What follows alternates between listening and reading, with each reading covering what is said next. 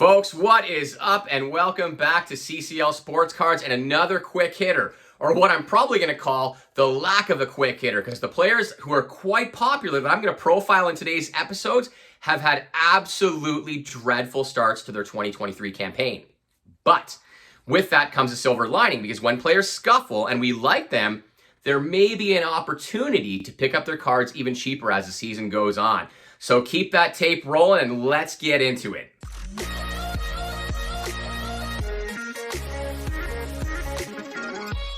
Okay, so as shared in today's episode, we are going to talk about some players who have been ice cold since minor league baseball has been running for about 2 weeks.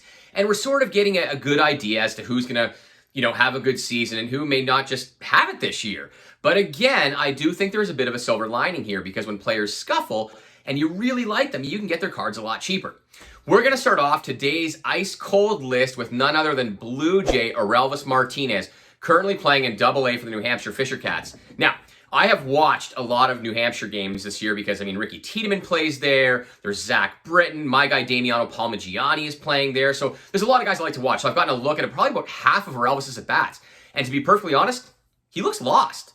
His swing looks long. He struck out, I think, 9 times in 34 plate appearances. He's hitting an abysmal .067, and that would echo what I've been watching the games.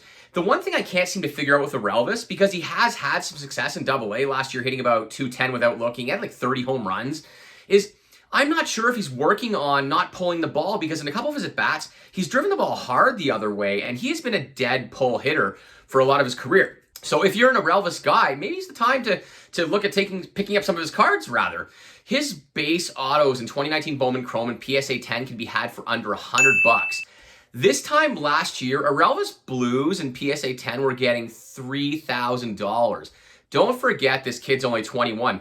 I myself just picked up 100 of his base cards, non-autos, for $2 a piece. It's a low investment at $2 a card, and maybe he bounces back, and maybe we do well. So I'm going to continue to watch Orelvis and see how he does, but he's been just atrocious. It's been a terrible season for that guy, so I really hope he plays better. Then we're going to talk about another popular minor leaguer in the Martian, Jasson Dominguez. He's 20 years old in AA and playing for Somerset.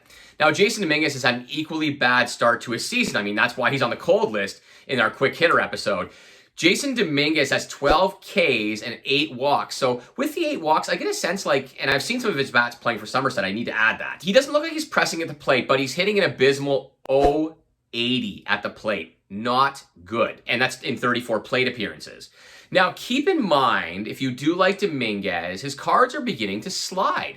His refractors in PSA 10, the autos, are going for just under $2,000. And a couple of weeks ago in spring training, when, hype was at its peak, they were well over $2,000, $2,500, $2,600. So if he continues to scuffle and you like the Martian, maybe take a look at his cards. Might be the right time. And then we're going to talk about another popular player who has never been mainstream, but if you're in the collector circle, you know that Denzer Guzman for the Los Angeles Angels from 2022 Bowman, he was really, really popular with a lot of collectors. But he has had an atrocious start to his A-ball season.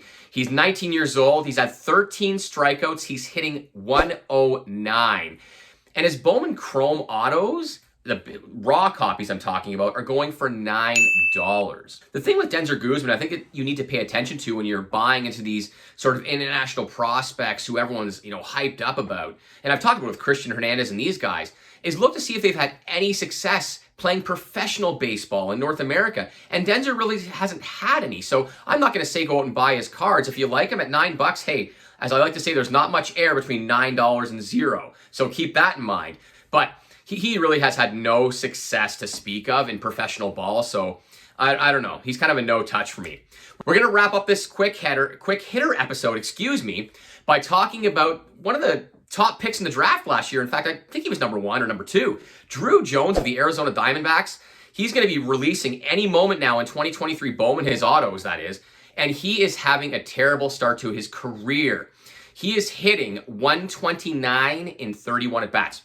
Brutal. And I'm not wishing ill will on the kid. I'm just telling you, as collectors and investors who watch the show, to keep in mind when you're paying a premium for these cards because they're brand new and he's full of hype, it may not be the best approach. Just wait to see how his career goes. There's plenty of other prospects to talk about. And then another guy I'm going to mention is Jordan Vilars, who's never really had any success in baseball either. His cards have become dirt cheap. Lots of guys liked him, and he's never really had any success in professional baseball to speak of.